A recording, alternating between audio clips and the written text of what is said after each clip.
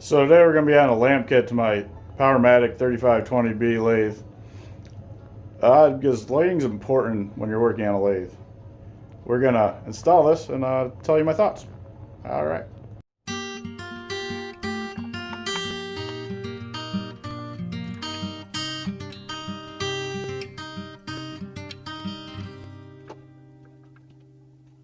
The furrowed better sign worries again, as it had before. Waves left the land, for the falling tide leaves a child weeping alone. Letting go of the anchor and all the lies, waiting for the fingers of the grey wave, or his mother's hand roll over him with endless water. 10,000 bridges, show me, Father.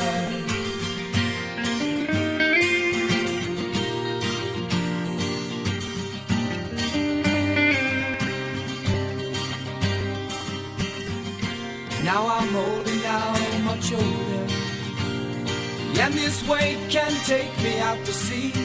I feel the pull beneath my feet, but I can see her, she is calling.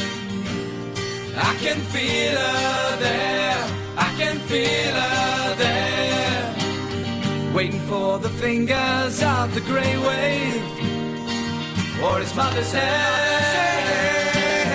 roll over him with endless water.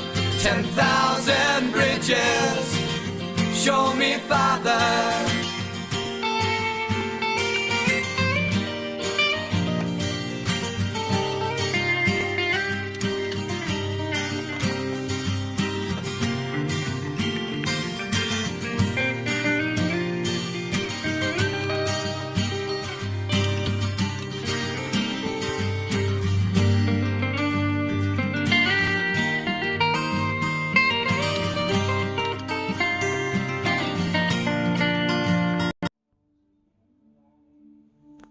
So we got it all assembled.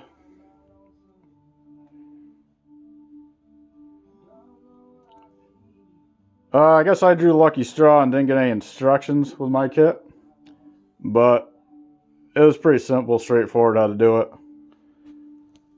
What I used to use for lighting were these magnetic lamps, which were a bit shaky if you're doing rocky turning, or I'd have to add rare earth magnets to make them stick better.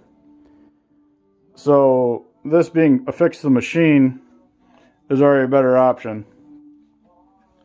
We'll see how it holds up. I like that there's no bare metal parts that are going to rust, kind of like your ways on your lathe.